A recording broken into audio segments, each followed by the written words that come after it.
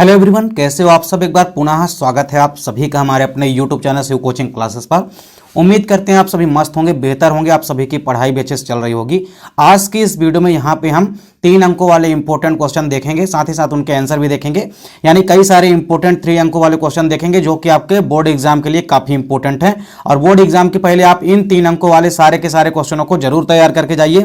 चलिए वीडियो को स्टार्ट करते हैं। सबसे पहला जो क्वेश्चन आज हम देखेंगे वो है संकर पूर्वज संकरण, यानी कि बैक क्रॉस क्या होता है। इसके अलावा हम टेस्ट क्रॉस देखेंगे क्या होता है।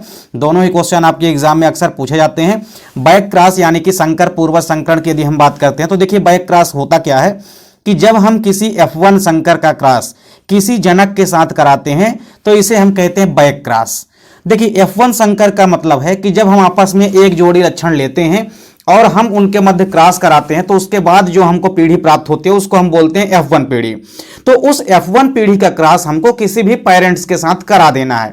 चाहे आप किसी पेरेंट्स के साथ कराइए, चाहे डोमिनेंट पेरेंट के साथ कराइए, प्रभावी जनक के साथ कराइए या अप्रभावी जनक के साथ कराइए, तो इसे हम क्या बोलेंगे, संकर पूर्वज संकरण यानी कि बैक क्रॉस। तो ठीक है, ये आपको समझ में आ गया होगा कि F1 संकर मतलब F1 पीढ़ी में जो हमको प्राप्त होगा उसका क्रॉस हमको किसी जनक के साथ कराना है। अब वो जनक प्रभावी भी हो सकता है, डोमिनेंट हो सकता है और अप्रभावी भी हो सकता है, यानी कि रेसेसिव भी हो सकता है। इसी आधार पे जो संकर पूर्वज संकरण होता है ये 2 प्रकार का होता है। एक होता है प्रभावी संकर पूर्वज संकरण जिसको हम आउट क्रॉस बोलते हैं, और एक होता है परीक्षण संकरण जिसको कि हम टेस्ट क्रॉस बोलते हैं। सबसे पहले हम देखते हैं कि प्रभावी संकर पूर्वज संकरण यानी कि बैक क्रॉस आउट क्रॉस क्या होता है। तो डोमिनेंट बैक क्रॉस या आउट क्रॉस इसको आप कहेंगे, यानी प्रभावी संकर पूर्वज संकरण। देखिए नाम से ही स्पष्ट है कि प्रभावी संकर पूर्वज संकरण मतलब इस प्रकार के संकरण में हम F1 पीढ़ी के संकर पादप का संकरण जो है किसके साथ कराएंगे, प्रभावी जनक के साथ कराते हैं। जैसे आप देख भी सकते हैं यहां पे हमने क्या लिया, लंबे पौधे लिया, उसका क्रॉस हमने करा दिया किसके साथ, बौने पौधों के साथ।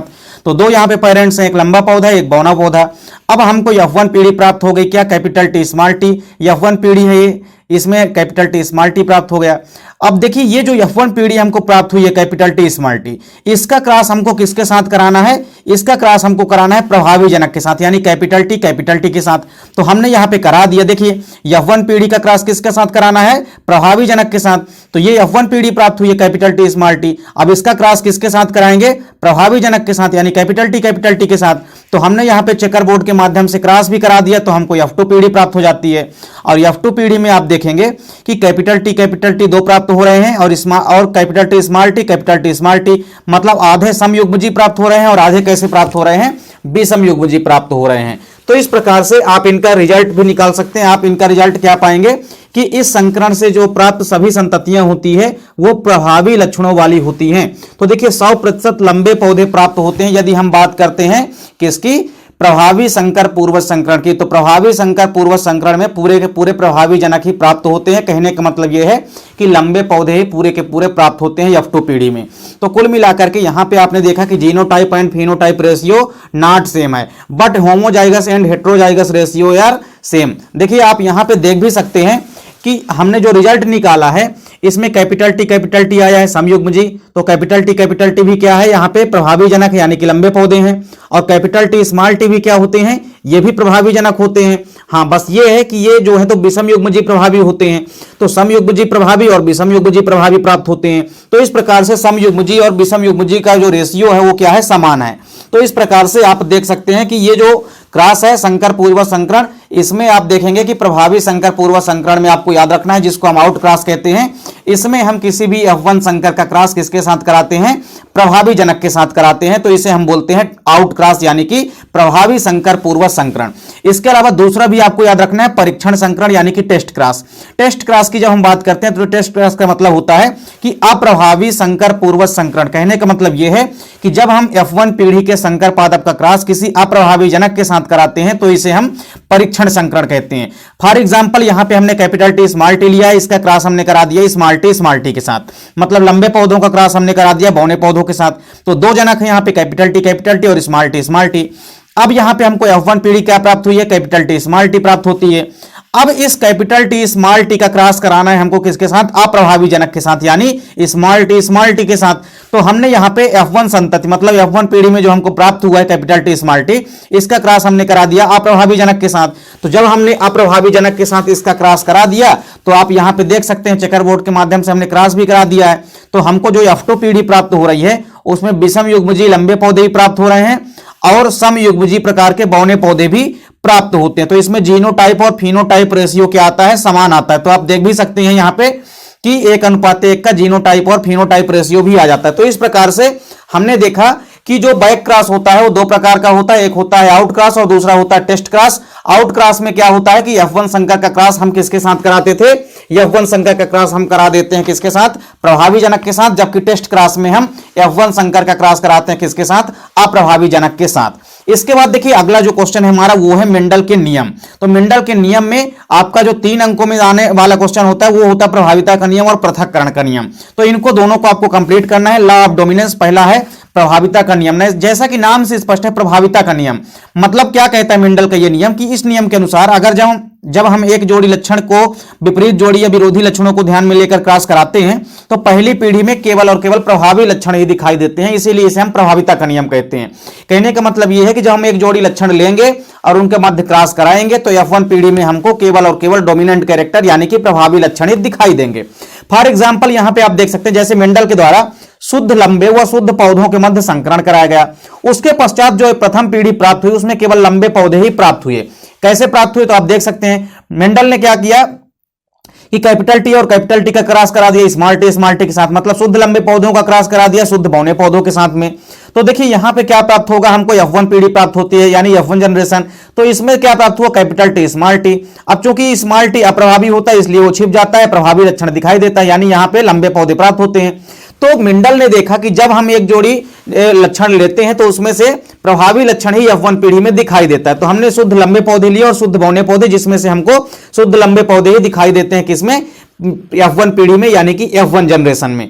आप कहेंगे कि सर आप बोल दिए शुद्ध लंबे पौधे, तो देखिए F1 पीढ़ी में जो पौधे प्राप्त होते हैं उनको हम संकर कहते हैं, तो संकर लंबे पौधे कहलाएंगे। तो कुल मिलाकर के लंबे पौधे ही आए ना, तो लंबे पौधे क्या थे? प्रभावी थे। तो कुल मिलाकर आया क्या? प्रभावी लक्षण ही आया। तो इस प्रकार से आपको याद रखना है कि प्रभाविता का नियम क्या कहता है कि जब हम एक जोड़ी विपरीत या विरोधी लक्षणों को लेते हैं तो F1 पीढ़ी में केवल और केवल प्रभावी लक्षण ही दिखाई देते हैं।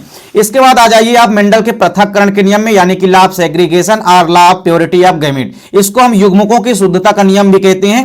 देखिए परिभाषा या डिफिनेशन क्या कहती है पृथक्करण के नियम की कि जब हम एक जोड़ी विपरीत या विरोधी लक्षणों को ध्यान में रखकर क्रॉस कराते हैं तो ये लक्षण जो होते हैं एक दूसरे को बिना मिश्रित हुए क्या होते हैं? एक दूसरे के साथ साथ रहते हैं तथा युग्मक निर्माण के समय ये क्या हो जाते हैं? शुद्ध रूप से पृथक पृथक हो जाते हैं, इसीलिए हम इसे पृथक्करण का नियम भी कहते हैं। तो कहने का मतलब ये है कि एक जोड़ी हमको लक्षण लेना है और एक जोड़ी लक्षण लेकर के आपस में उनके मध्य क्रॉस कराना है। तो क्या होगा कि दोनों लक्षण जो है साथ साथ तो रहेंगे लेकिन एक दूसरे से बिना मिश्रित हुए। क्योंकि आप यहां पे एग्जाम्पल के थ्रू इजिली समझ सकते हैं कि कैसे आपस में दोनों लक्षण एक दूसरे के साथ रहते हैं लेकिन एक दूसरे से मिश्रित नहीं होते हैं। तो देखिए यहां पे क्या किया मेंडल ने? लाल पुष्प का क्रॉस कराया सफेद पुष्प के साथ। तो F1 पीढ़ी हमको प्राप्त हुई जिसमें कि लाल पुष्प ही प्राप्त हुए। क्यों? क्योंकि लाल पुष्प प्रभावी थे। तो अब हमने क्या किया इनमें हमने आपस में क्रिया कराई, आपस में निषेचन कराया। तो कैपिटल आर स्मॉल आर का क्रॉस हमने कैपिटल आर स्मॉल आर के साथ ही करा दिया। तो ये चेकर बोर्ड के माध्यम से हमको F2 जनरेशन प्राप्त हो गई है। तो इस F2 जनरेशन में आपको क्या दिखाई दे रहा है कि यहाँ पे कैपिटल आर तो प्राप्त हो ही रहे हैं, मतलब शुद्ध लाल पुष्प तो प्राप्त हो ही रहे हैं। इसके अलावा कैपिटल आर स्मॉल आर मतलब यहाँ पे हमको संकर लाल पुष्प भी प्राप्त हो रहे हैं। इसके अलावा स्मॉल आर फिर से आ रहे हैं। कहने का मतलब यह है कि स्मॉल आर जो अप्रभावी जनक था अगर ये फिर से प्राप्त हो जाता है F2 पीढ़ी में तो ये यही दर्शाता है कि आपस में F1 पीढ़ी में देखिए चूंकि यहां पे शुद्ध लाल पुष्प आए थे तो लाल पुष्प यहां पे प्राप्त हुए कैपिटल आर स्मॉल आर। तो देखिए यहां पे कैपिटल आर के साथ भले ही यहां पे लाल पुष्प प्राप्त हुआ है F1 पीढ़ी में लेकिन कैपिटल आर के साथ में स्मॉल आर जीन भी तो उपस्थित है ना। भले ही वो अपना लक्षण व्यक्त नहीं करता है लेकिन वो उपस्थित तो है। तो यहां पे F2 पीढ़ी में स्मॉल आर का प्रकट होना यही दर्शाता है कि ये स्मॉल आर वाले जीन जो हैं F1 पीढ़ी में साथ में रहते हैं लेकिन एक दूसरे के साथ मिश्रित नहीं होते हैं, इसीलिए F2 पीढ़ी में पुनः से जनरेट हो जाते हैं। तो इस प्रकार से आपको ध्यान रखना है कि सेग्रीगेशन यानी कि पृथक्करण का नियम क्या होता है। तो पृथक्करण का नियम क्या कहता है कि अगर हम एक जोड़ी लक्षणों को लेकर के क्रॉस कराते हैं तो दोनों लक्षण एक दूसरे से बिना मिश्रित हुए साथ साथ रहते हैं और युग्मक निर्माण के समय पृथक हो जाते हैं, जिस कारण से इसे हम पृथक्करण का नियम कहते हैं।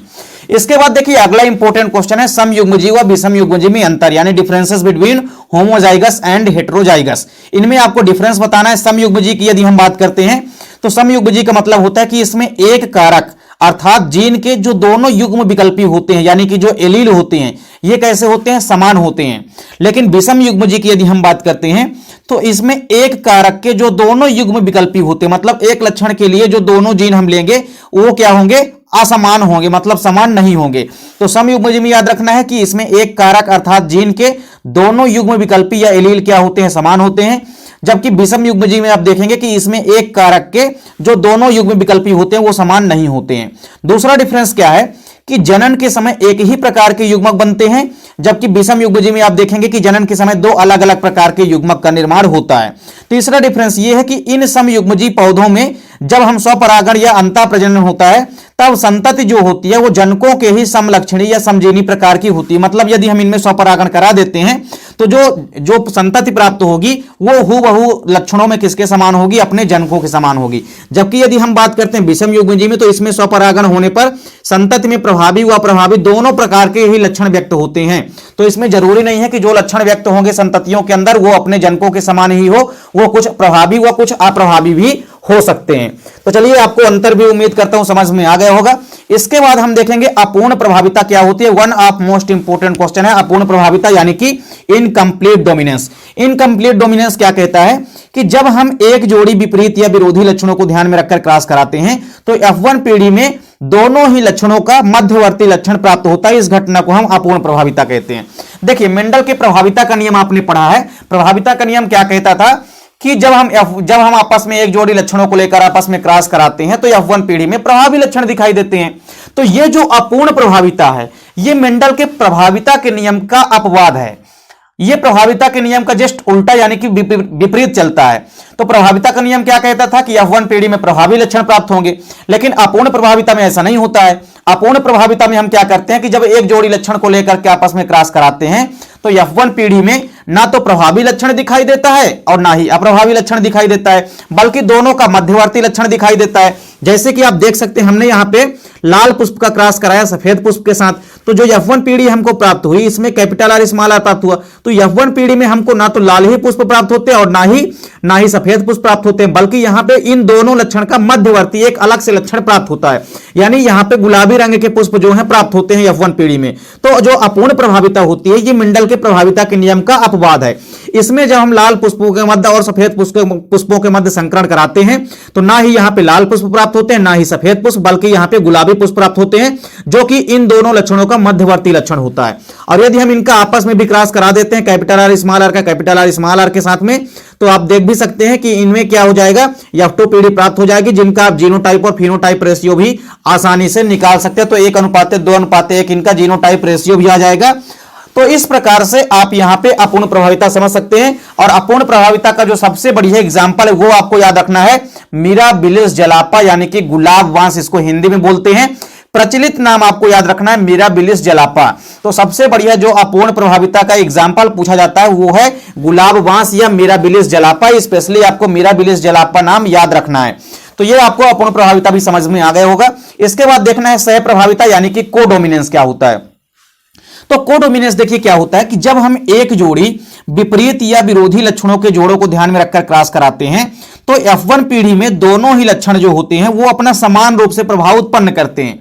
इसीलिए इस क्रिया को हम सह प्रभाविता कहते हैं। सह प्रभाविता का मतलब होता है कि दोनों ही लक्षण साथ साथ अपना समान प्रभाव उत्पन्न करते हैं, इसीलिए इसे हम सह प्रभाविता यानी कि कोडोमिनेंस कहते हैं। चलिए इसका सबसे बढ़िया जो एग्जाम्पल है वो कुछ मवेशियों में उनकी त्वचा का रंग जो होता है वो सह प्रभाविता दर्शाता है। आप मवेशियों में देखे होंगे कि जो उनकी त्वचा होती है उनमें दो अलग अलग प्रकार के कलर किसी किसी के अंदर प्रेजेंट होते हैं। जैसे गाय के अंदर ही आप देखेंगे तो आप पूरा बॉडी देखेंगे कि व्हाइट कलर की है, लेकिन सामने आप देखेंगे ब्लैक कलर का है। मतलब कहने का यह है कि उनमें अलग प्रकार से एक चितकबरे रंग दिखाई देगा। कहने का मतलब यह है कि दो कलर का कॉम्बिनेशन उनकी बॉडी में आपको दिखाई देगा। तो यह किसके कारण होता है, सह प्रभाविता के कारण होता है। सह प्रभाविता के कारण देखिए यहां पे क्या कहा मेंडल ने कि मेंडल ने क्या किया, सबसे पहले लाल मवेशी लिया, उसके लिए उन्होंने कैपिटल आर जीन का प्रयोग किया और लाल मवेशी का क्रॉस उन्होंने करा दिया किसके साथ, सफेद मवेशी के साथ। तो उन्होंने देखा कि जो F1 पीढ़ी प्राप्त होती है उसमें चितकबरे रंग के मवेशी जो होते हैं ये प्राप्त होते हैं। इससे उन्होंने क्या निष्कर्ष निकाला कि ये जो चितकबरे रंग के मवेशी प्राप्त हुए हैं, चूंकि चितकबरे रंग के मवेशी क्यों प्राप्त हुए, क्योंकि यहां पे लाल मवेशी जो हैं इन्होंने भी अपना लक्षण व्यक्त किया और सफेद मवेशी ने भी अपना समान प्रभाव उत्पन्न किया। तो दोनों ही जो लक्षण होते हैं वो अपना प्रभाव समान रूप से उत्पन्न करते हैं, इसीलिए इस प्रक्रिया को हम क्या बोलते हैं, सहप्रभाविता बोलते हैं। फिर आपस में आप इनका स्वपरागण करा सकते हैं। तो कैपिटल आर स्मॉल आर का क्रॉस आप पुनः कैपिटल आर स्मॉल आर के साथ करा सकते हैं चेकर बोर्ड के माध्यम से। तो इसमें आपको जीनोटाइप और फिनोटाइप रेशियो भी निकालना बन जाएगा, तो आप आसानी से जीनोटाइप और फिनोटाइप रेशियो भी देख सकते हैं। तो इस प्रकार से सहप्रभाविता का मतलब होता है कि जब हम एक जोड़ी लक्षण लेते हैं और आपस में क्रॉस कराते हैं तो दोनों लक्षण अपना समान प्रभाव उत्पन्न करते हैं, इसलिए इस क्रिया को हम बोलते हैं सहप्रभाविता। अगला क्वेश्चन है खाद्य एवं जैव उर्वरक में अंतर। तो इस प्रकार से खाद्य एवं जैव उर्वरक में अंतर भी आपको समझ लेना है। खाद्य की यदि हम बात करते हैं तो खाद्य में आप देखेंगे कि इसमें कार्बनिक पदार्थों की मात्रा क्या होती है, ज्यादा होती है, यानी कि कार्बनिक पदार्थ अधिक मात्रा में पाए जाते हैं। जबकि जैव उर्वरक में आप देखेंगे कि नाइट्रोजन, फास्फोरस तथा पोटेशियम की मात्रा जो है अधिकतर प्रेजेंट होती है। दूसरा डिफरेंस क्या है कि खाद्य जो होता है उसको हम जंतुओं के अपशिष्ट से प्राप्त करते हैं, या इसके अलावा पौधे के जो मृत भाग हो जाते हैं जैसे पत्ती हो गई, तने के जो सड़ने के बाद का जो भाग होता है, ये पूरे के पूरे इनके अपघटन से जो तैयार भाग होता है वो खाद्य कहलाता है। कहने का मतलब यह है कि खाद्य को हम पौधे और जंतुओं के अपशिष्टों से तैयार करते हैं। जबकि जैव उर्वरक की यदि हम बात करते हैं तो इसे हम व्यापारिक रूप से रासायनिक पदार्थों से बनाते हैं। विभिन्न प्रकार के केमिकल मटेरियल्स की सहायता से हम जैव उर्वरक को बनाते हैं। इसके अलावा तीसरा डिफरेंस आप देख सकते हैं कि जो मृदा होती है, मृदा की उर्वरता को प्रभावित नहीं करते हैं। कोई भी खाद्य की यदि हम बात करेंगे तो ये मृदा की उर्वरता को प्रभावित नहीं करते हैं, बल्कि मृदा की उर्वरता को बढ़ाने का ही काम करते हैं। जबकि जैव उर्वरक की यदि हम बात करते हैं तो एक समय तक ये भी, हालांकि जैव उर्वरक भी क्या करते हैं कि मिट्टी की जो उर्वरा शक्ति है उसको बढ़ाते हैं, लेकिन एक समय के बाद लगातार यदि ज्यादा मात्रा में आप उपयोग करते हैं, ज्यादा मात्रा में आप यूज करते हैं जैव उर्वरक का, तो इससे मृदा की उर्वरता में धीरे धीरे कमी आने लगती है। तो यह भी आपको तैयार कर लेना है। इसके बाद अगला क्वेश्चन आपको तैयार करना है कि जो जैव उर्वरक होते हैं, जैव उर्वरक किस प्रकार से मृदा की उर्वरता को बढ़ाते हैं, यह क्वेश्चन है। तो जैव उर्वरक देखिए कैसे बढ़ाते हैं मृदा की उर्वरता को।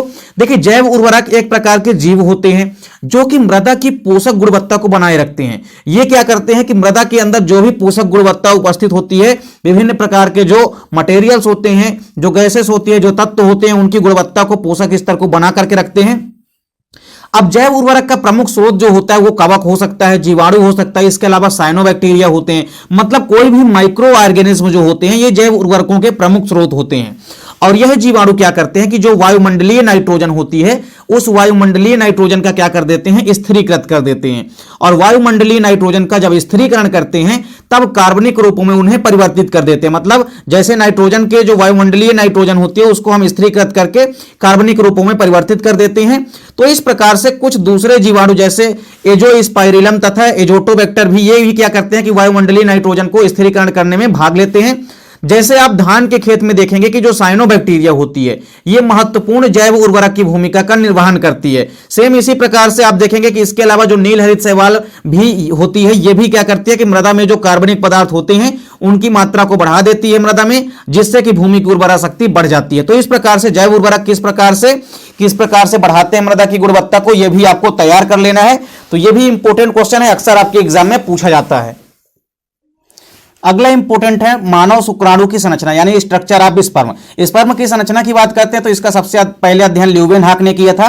शुक्राणु में मुख्य रूप से 4 भाग होते हैं, शीर्ष भाग, हेड भाग, जिसको इसके अलावा ग्रीवा भाग होता है, मध्य भाग होता है और पूंछ होता है। 4 इंपॉर्टेंट भाग होते हैं शुक्राणुओं की। यदि हम साइज की, ये शेप की बात करते हैं तो शेप क्या होता है इसका, स्पून लाइक होता है। स्पून शेप मतलब चम्मच के आकार का होता है, जैसे आप चम्मच की साइज देखे होंगे उसी प्रकार से इसका शेप होता है। साइज की यदि हम बात करते हैं तो लगभग 0.5 मिलीमीटर होता है। इसके अलावा संपूर्ण शरीर जो होता है वो प्लाज्मा झिल्ली के द्वारा परिबद्ध होता है। मतलब शुक्राणु की संरचना का जो संपूर्ण शरीर होता है वो प्लाज्मा झिल्ली के द्वारा घिरा होता है। इसके अलावा देखेंगे शुक्राणु की संरचना में जो शीर्ष भाग होता है, शीर्ष भाग में बहुत कम मात्रा में कोशिका द्रव्य पाया जाता है। इसमें एक अगुणित केंद्रक होता है जिसका शीर्ष भाग एक कैप द्वारा ढका होता है, जिसे हम एक्रोसोम कहते हैं। क्या कहते हैं? जिसे हम एक्रोसोम कहते हैं। तो यहाँ पे आप इजिली देख सकते हैं कि ये होता है शीर्ष वाला भाग।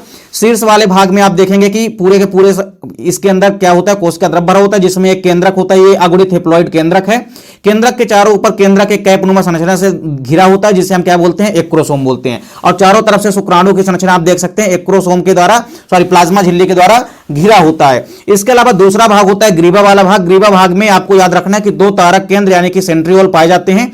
एक समीपस्थ तारक केंद्र होता है, एक दूरस्थ तारक केंद्र होता है, दोनों एक दूसरे के 90 डिग्री पर उपस्थित रहते हैं।